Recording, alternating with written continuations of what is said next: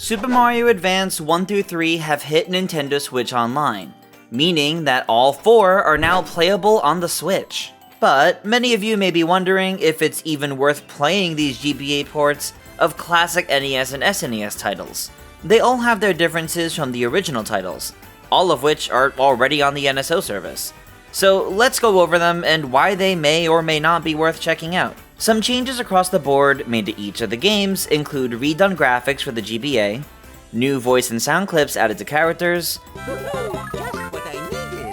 various changes both big and small to level designs, and perhaps the biggest one, each game includes the Super Mario Bros. Arcade game, which can be played up to 4 players in multiplayer. It's not all positive changes though, as there are a lot of changed songs and sound effects in the game.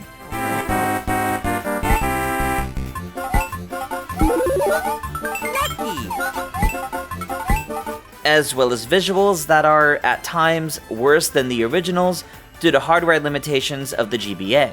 But let's take a closer look at each of these games and their differences.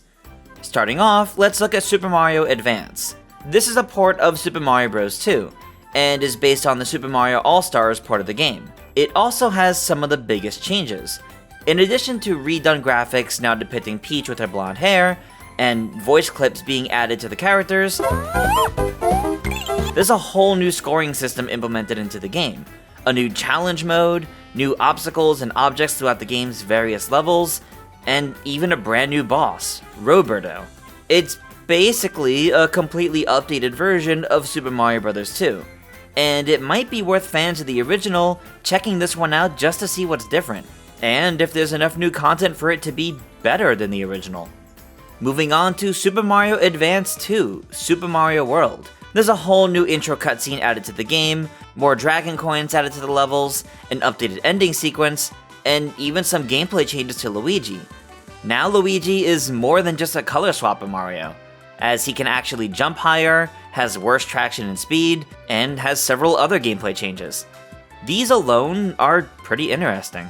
So if you're a fan of the original Super Mario World, and want to try a new experience with it, why not boot up Super Mario Advance 2 and play as Luigi? Next up is Super Mario Advance 3, Yoshi's Island. In addition to giving Yoshi his voice clips and sound effects from Yoshi's Story, brand new secret stages were added to every world, and some levels also received redesigns. Overall, this one is the most similar to its original appearance, though the visuals in some levels, like the lava, don't look all that good. But given that the new levels are post-game levels, they're on the harder side.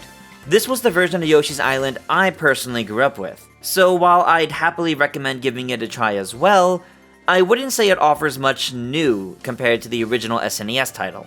Finally, though it's been on the GBA NSO service for quite some time now, let's talk about Super Mario Advance 4, Super Mario Bros. 3. The NSO release includes all of the e-reader exclusive levels as well, which means there are a ton of new extra levels that you may have never played before, especially if you only played the original NES game. So, overall, having all 4 Super Mario Advance games on the Nintendo Switch Online is pretty exciting.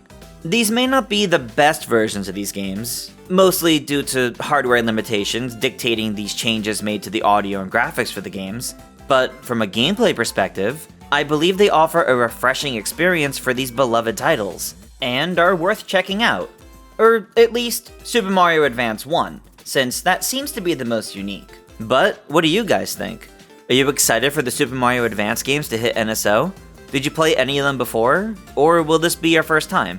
Let us know down in the comments, and stay tuned to GameXplain for plenty more on Nintendo. Until next time, farewell.